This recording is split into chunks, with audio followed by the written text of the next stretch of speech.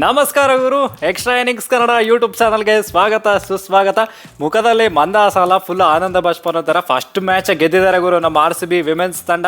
G ಅಂದರೆ Gujarat Giants women's versus RCB women's match ಇವತ್ತು ನಡೀತಿತ್ತು. ಸೊ ನಿಮಗೆಲ್ಲ ಗೊತ್ತಿರಂಗೆ ಕ್ರೇಜಿ ಪರ್ಫಾರ್ಮೆನ್ಸ್ ಗುರು. ಒಂಥರ ಹೆಂಗಂದ್ರೆ ಟಾಟಾ IPL ಅಲ್ಲಿ WPL ವಿಮೆನ್ಸ್ ಪ್ರೀಮಿಯರ್ ಲೀಗಲ್ಲಿ ಸಕ್ಸಸ್ಫುಲ್ ರನ್ ಚೇಸ್ ಮಾಡಿದ್ದಾರೆ ನಮ್ಮ RCB ವಿಮೆನ್ಸ್ ಅವರು.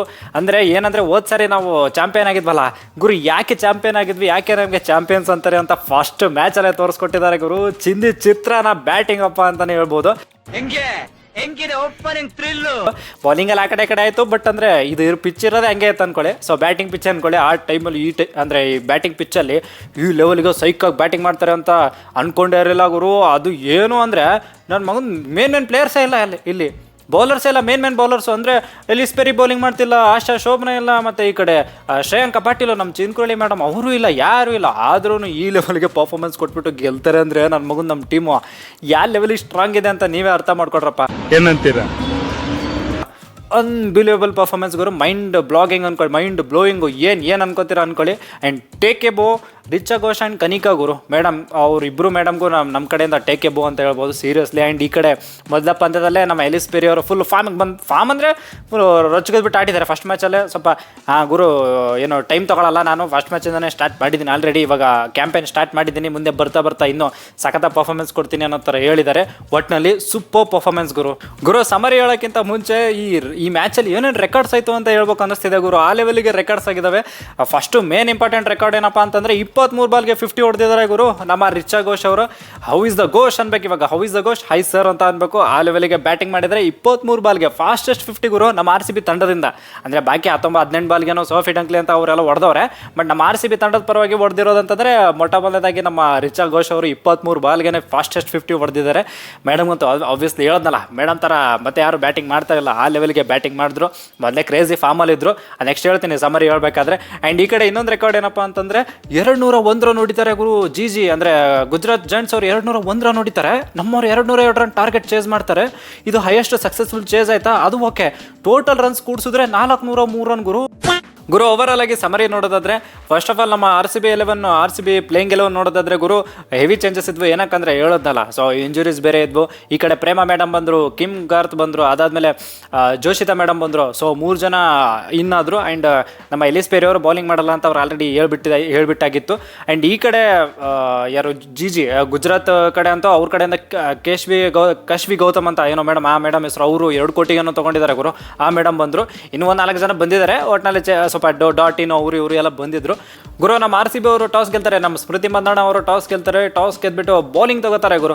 ಪಿಚ್ಚು ಹೊಸ ಪಿಚ್ಚು, ಬ್ಯಾಟಿಂಗ್ ಪಿಚ್ ಅನ್ನೋ ಥರ ಹೊಸ ಪಿಚ್ಚು, ಡ್ಯೂ ಬೇರೆ ಬರುತ್ತೆ. ಸೊ ಡ್ಯೂ ಬಂದರೆ ನಮಗೆ ಚೇಸ್ ಮಾಡೋಕ್ಕೆ ಈಸಿ ಆಗುತ್ತೆ ಅಂತ ಬೌಲಿಂಗ್ ತಗೋತಾರೆ. ಸೊ ಈ ಕಡೆ ಜಿ ಗುಜರಾತ್ ಕಡೆಯಿಂದ ಬ್ಯಾಟಿಂಗ್ ಬರ್ತಾರೆ ಗುರು. Laura and Beth Mooney. So ಹೋದ್ ಸರಿ Laura and Beth Mooney and Ash Gardner, ಈ 3 ಜನನ ಕ್ರೇಜಿ ಪರ್ಫಾರ್ಮೆನ್ಸ್ ಕೊಟ್ಟಿದ್ರು ಗುರು ಈ ಜಿಲಿ, ಅಂದರೆ ಗುಜರಾತ್ ಜೈಂಟ್ಸಲ್ಲಿ.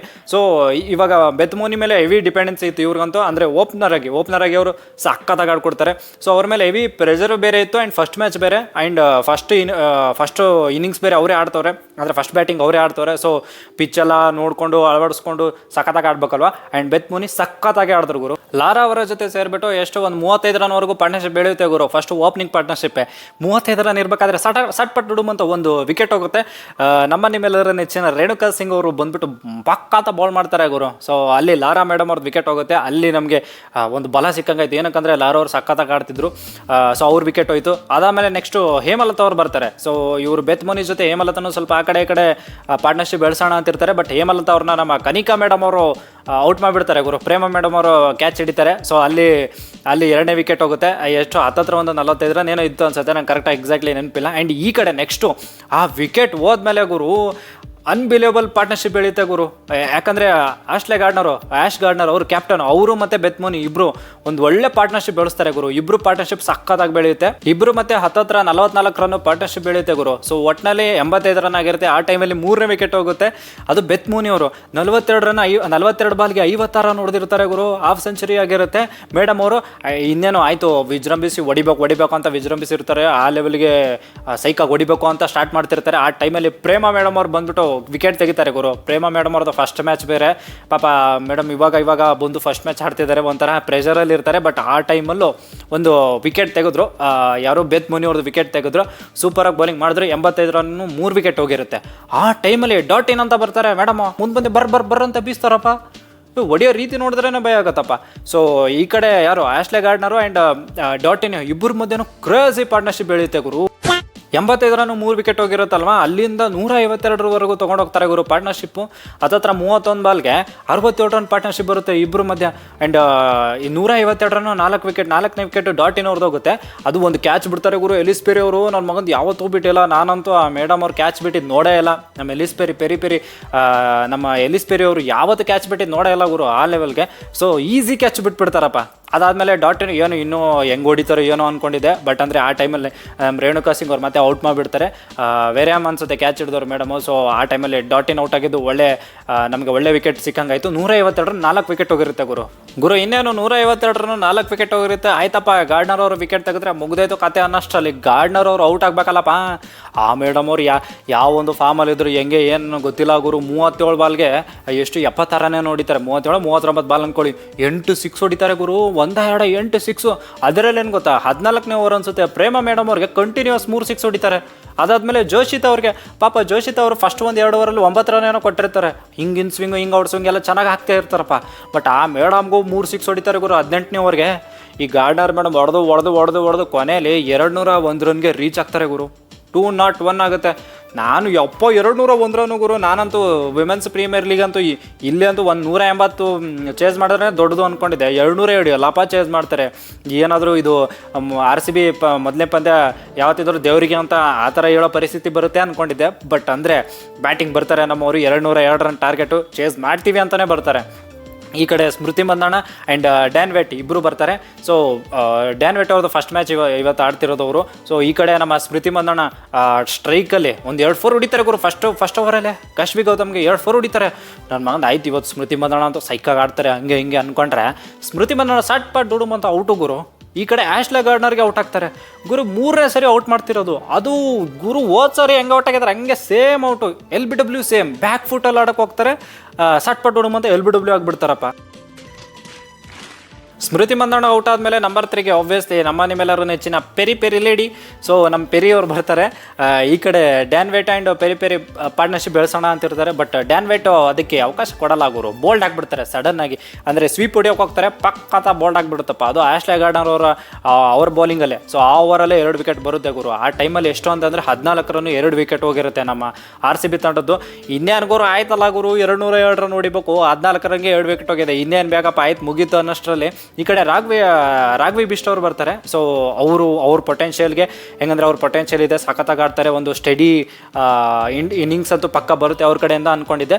ಸ್ಟಡಿಯಾಗೆ ಆಡ್ತಿದ್ರು ಗುರು. ಫಸ್ಟ್ಗೆ ಒಂದು 16 ರನ್ ಏನೋ ಬಂತು, 12 ಬಾಲ್ 10 ಬಾಲ್ ಆ ಥರ ಎಲ್ಲ ಇತ್ತು, 16 ರನ್ ಬಂತು. ಬಟ್ ಆಮೇಲೆ ಬರ್ತಾ ಸ್ಟ್ರೈಕ್ ರೇಟ್ ಡೌನ್ ಆಗ್ತಾ ಹೋಯ್ತು. ಈ ಕಡೆ ನಮ್ಮ ಎಲಿಸ್ ಪೆರಿ ಅವರು ಬರ್ತಾ ಅವರು ಸೈಕಾಗಿ ಆಡ್ತಾ ಹೋದ್ರು. 2 ಓವರ್ಗೆ 14 ರನ್ 2 ವಿಕೆಟ್ ಇರ್ತೀವಲ್ವಾ. ಸೊ 11 ಓವರ್ವರೆಗೂ ಇವರ ಪಾರ್ಟ್ನರ್ಶಿಪ್ ಹೋಗುತ್ತೆ ಗುರು. 11 ಓವರ್ಗೆ 100 ರನ್ 3 ವಿಕೆಟ್. ಆ 3ನೇ ವಿಕೆಟೇ ನಮ್ಮ ರಾಘವಿ ಮೇಡಮ್ ಅವ್ರದ್ದು ಹೋಗುತ್ತೆ.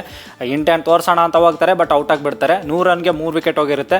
ಅದಾದಮೇಲೆ ರಿಚಾ ಘೋಷ್ ಬರ್ತಾರೆ ಗುರು. ನಾನು ನಮ್ಮ ರಿಚಾ ಘೋಷ್ ಅವ್ರು ಯಾವಾಗ ಬರ್ತಾರೆ ಅಂತ ಕಾಯ್ತಿದ್ದೆ. ನಮ್ಮ ಫ್ರೆಂಡು ಕೇಳ್ತಾ ಇದ್ರು, ಗುರು ಇನ್ನೇ ಗುರು ಆಯ್ತಲ್ಲ ಮುಗಿತಲ್ಲ ಆಯ್ತು ಯಾರಿಗಿಲ್ಲ ಬ್ಯಾಟಿಂಗು ಅಂತ ಹೇಳ್ತಿದ್ರು. ಇಲ್ಲ ಗುರು, ರಿಚಾ ಘೋಷ್ ಮೇಡಮ್ ಹೆಂಗೆ ಆಡ್ತಾರೆ ಅಂದರೆ, ನನ್ನ ಮಗನ್ ಆ ಮೇಡಮ್ ಮೊದಲೇ ಇಲ್ಲಿ ಇಂಡಿಯಾ ಮ್ಯಾಚ್ ಒಂದು ನಡೀತಾ ಇತ್ತು. ಆ ಟೈಮಲ್ಲಿ 17 ಬಾಲ್ಗೆ 50 ಏನೋ ಹೊಡೆದಿದ್ದಾರೆ ಗುರು. ಫಾಸ್ಟೆಸ್ಟ್ 50 ಏನೋ ಇಂಡಿಯಾ ಕಡೆಯಿಂದ ಹೊಡೆದವ್ರೆ. 17 ಬಾಲ್ಗೆ 50 ಆ ಥರ ಎಲ್ಲ ಹೊಡಿತಾರೆ ಮೇಡಮ್. ಯುರೋಪ ಮೇಡಮ್ ಅವ್ರು ಆಡ್ತಾರೆ, ಸೈಕಾಗಿ ಆಡ್ತಾರೆ ಅಂತ ಹೇಳ್ತಿದ್ದೆ. ಸೊ ರಿಚಾ ಘೋಷ್ ಅವ್ರು ಬರ್ತಾರೆ ಆ್ಯಂಡ್ ಎಲಿಸ್ ಪೆರಿ ಇಬ್ಬರದ್ದು ಪಾರ್ಟ್ನರ್ಶಿಪ್ ಬೆಳೆಯೋಕ್ಕೆ ಸ್ಟಾರ್ಟ್ ಆಗುತ್ತೆ ಗುರು. ಬಟ್ ಆ ಟೈಮಲ್ಲಿ ಸಡನ್ನಾಗಿ ಎಲಿಸ್ ಪೆರಿ ಔಟ್ ಆಗಿಬಿಡ್ತಾರಪ್ಪ. ಅದು ಎಲಿಸ್ ಪೆರಿ ಅವ್ರದ್ದು ಒಂದು ಕ್ಯಾಚು ಮಿಸ್ ಆಗುತ್ತೆ.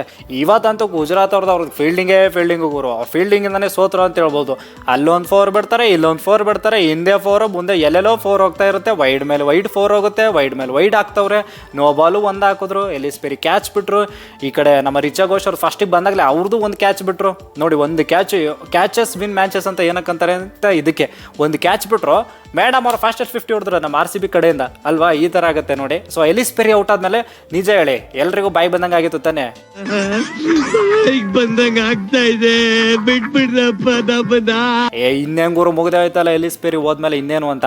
ಬಟ್ ಆ ಟೈಮಲ್ಲಿ ಕನಿಕಾ ಅಹುಜಾ ಬರ್ತಾರೆ ಗುರು. ಕನಿಕಾ ಅಹುಜಾ ಆ್ಯಂಡ್ ರಿಚಾ ಘೋಷ್ ಇಬ್ರು ನಮಗೆ ವಿನ್ ಮಾಡಿಸ್ಕೊಡ್ತಾರೆ. ಎಂಥ ಪಾರ್ಟ್ನರ್ಶಿಪ್ ಗುರು ಅವ್ರಿಬ್ಬರ ಮಧ್ಯೆ. ಅದು ಸ್ಪೆಷಲಿ ನನಗೆ ಕನಿಕಾ ಮೇಡಮ್ ಅವ್ರ ಬ್ಯಾಟಿಂಗ್ ಸೂಪರ್ ಅನ್ನಿಸ್ತು ಗುರು. ಅಂದರೆ ರಿಚಾ ಘೋಷ್ ಅವ್ರು ನಾವು ಬ್ಯಾಟಿಂಗ್ ನೋಡಿದ್ದು ಅವ್ರ ಮೇಡಮ್ ಅವ್ರು ಪಕ್ಕ ಆಡ್ತಾರೆ ಅಂತ ನಾನಂತ ಅಂದ್ಕೊಂಡಿದ್ದೆ. ಈ ಕಡೆ ಕನಿಕಾ ಅವರು ನಂಗೆ ತುಂಬ ಸರ್ಪ್ರೈಸ್ ಮಾಡಿದ್ರು ಗುರು. ಅಂದರೆ ಹೋದ್ ಸರಿ ಸ್ವಲ್ಪ ಆಡಿದ್ರು, ಬಟ್ ಅಂದರೆ ಇಂಜುರಿಯಿಂದ ಹೊರಗೋಗಿದ್ರು. ಈ ಸಾರಿ ಗುರು ಫಸ್ಟ್ ಮ್ಯಾಚ ಸೈಕಾಗಿ ಆಡಿದ್ದಾರೆ. ಏನಪ್ಪ ಬ್ಯಾಟಿಂಗ್, ಹಿಂದೆನೂ ಹೊಡೆದ್ರು, ಮುಂದೆ ಬಂದು ಕವರ್ಸ್ ಮೇಲೆ ಒಂದು 4 ಎಲ್ಲ ಹೊಡೆದ್ರು. ಸೂಪರ್ ಬ್ಯಾಟಿಂಗ್ ಅಂತ ಹೇಳ್ಬೋದು ಗುರು ಕನಿಕಾ ಅವ್ರ ಕಡೆಯಿಂದ. ಒಟ್ಟಿನಲ್ಲಿ 37 ಬಾಲ್ಗೆ 93 ರನ್ ಪಾರ್ಟ್ನರ್ಶಿಪ್ ಬರುತ್ತೆ ಗುರು ಇಬ್ಬರ ಮಧ್ಯ. ಒಂದು ಬ್ಯಾಟಿಂಗ್ ಅಂದ್ರೆ ಸೈಕಾಗಿ ಬ್ಯಾಟಿಂಗ್ ಮಾಡಿದ್ರು ಗುರು ಇಬ್ಬರು. ಒಟ್ಟಿನಲ್ಲಿ ಕೊನೆಯಲ್ಲಿ ಇಬ್ಬರು 18 ಓವರ್ 3 ಬಾಲ್ ಆಗಿರುತ್ತೆ. ಆ ಟೈಮಲ್ಲಿ ವಿಕ್ಟ್ರಿ ತಂದು ಕೊಟ್ಟರು. ಇನ್ನೇನು 9 ಬಾಲ್ ಉಳಿಯೋಷ್ಟರಲ್ಲೇ ವಿಕ್ಟ್ರಿ ತಂದು ಕೊಟ್ಟರು ಗುರು. ಅದು ಎಷ್ಟು 202 ರನ್ ಟಾರ್ಗೆಟ್ ಬೆನ್ನತ್ತಿದ್ದಾರೆ. ಅದನ್ನು 18.3 ಓವರಲ್ಲಿ ಚೇಸ್ ಮಾಡ್ತಾರೆ ಅಂದರೆ ಅನ್ಬಿಲಿಯಬಲ್ ಗುರು. ಅನ್ಬಿಲಿಯಬಲ್ ಅಂದರೆ ಅನ್ಬಿಲಿಯಬಲ್ ಪರ್ಫಾರ್ಮೆನ್ಸ್. RCB ಅವರು ಇನ್ನೇನು ಈ ಒಂದು WPL ಸೀಸನ್ 3rd ಸೀಸನು ಸಕ್ಕತ್ತಾಗಿ ಸ್ಟಾರ್ಟ್ ಮಾಡಿದ್ದಾರೆ. ಸೊ ಹಿಂಗೆ ಮುಂದೆ ಆಡಲಿ, ಸಕ್ಕತ್ತಾಗಿ ಆಡಲಿ, ಹಿಂಗೆ ಆಡಲಿ. ಅದು ಗುಜರಾತ್ ಅವರು ವಡೋದರದಲ್ಲಿ ಅವರ ಒಂದು ಸ್ಟೇಡಿಯಮಲ್ಲಿ ಹೋಗ್ಬಿಟ್ಟು ಗೆದ್ದಿದ್ದಾರೆ ಅಂದರೆ ಸಕ್ಕತ್ತಾಗಿ ಗೆದ್ದಿದ್ದಾರೆ ಅಂತ ಹೇಳ್ಬೋದು. Congratulation brother, congratulation. Okay okay okay ನೋಡ ಮುಂದೆ ಇನ್ನೂ ಹೆಂಗೆ ಸಖತ್ತಾಗಿ ಆಡಲಿ ಅಂತ. ಆ್ಯಂಡ್ ನಮ್ಮ ಮೇನ್ ಪ್ಲೇಯರ್ಸು ಬರಲಿ ಆ್ಯಂಡ್ ಎಲಿಸ್ ಪೆರಿ ಅವರು ಬೌಲಿಂಗ್ ಮಾಡಲಿ. ಹಂಗೆ ಮಾಡಿದ್ರೆ ಹಂಗೆಲ್ಲ ಆದರೆ ಹೆಂಗೆ ಯಾವ ಲೆವೆಲಿಗೆ ಸ್ಟ್ರಾಂಗ್ ಇರುತ್ತೆ ಹೇಳಿ ನಮ್ಮ team RCB women's. So RCB ವಿಮೆನ್ಸ್ಗೆ ಜೈ and take a bow, Kanika Ahuja and Richa Ghosh ಅವರು ಸೂಪರಾಗಿ ಆಡಿದ್ರು. And obviously Ellyse Perry super. So ಎಲ್ಲ ಓವರಾಲ್ ಪರ್ಫಾರ್ಮೆನ್ಸ್ ಸಖತ್ತಾಗಿತ್ತು. ಬೌಲಿಂಗಲ್ಲಿ ಸ್ವಲ್ಪ ಹೇಳ್ಬೇಕು ಅಂತಂದರೆ ನಮ್ಮ ರೇಣುಕಾ ಅವರು ಸಖತ್ ಪರ್ಫಾರ್ಮೆನ್ಸ್ ಕೊಟ್ಟಿದ್ದಾರೆ ಗುರು. 25 ರನ್ 2 ವಿಕೆಟ್ ಏನೋ 4 ಓವರ್ ಆಗಿಬಿಟ್ಟು. ಒಂದು ಏನಂತಂದರೆ ಇವ್ರ ಮೇಲೆ ಹೆವಿ ಪ್ರೆಷರ್ ಇತ್ತು. ಏನಕ್ಕಂದರೆ ಮೇನ್ ವೆಪನು ಪ್ರೀಮಿಯಂ ಬೌಲರು. ಸೊ ಇವರು ಸಖತ್ತಾಗಿ ಬೌಲಿಂಗ್ ಮಾಡಿದ್ದಾರೆ, ಸೂಪರಾಗಿ ಬೌಲಿಂಗ್ ಮಾಡಿದ್ದಾರೆ. ಬಾಕಿ ಇರೋರೆಲ್ಲ ಸ್ವಲ್ಪ ಆ ಕಡೆ ಗುರು. ಏನಕ್ಕಂದರೆ ಜೋಶಿತ್ ಅವರು ಚೆನ್ನಾಗಿ ಮಾಡಿದ್ದಾರೆ, ಲಾಸ್ಟ್ 2 ಓವರ್ ಓಡಿಸ್ಕೊಂಡ್ರು.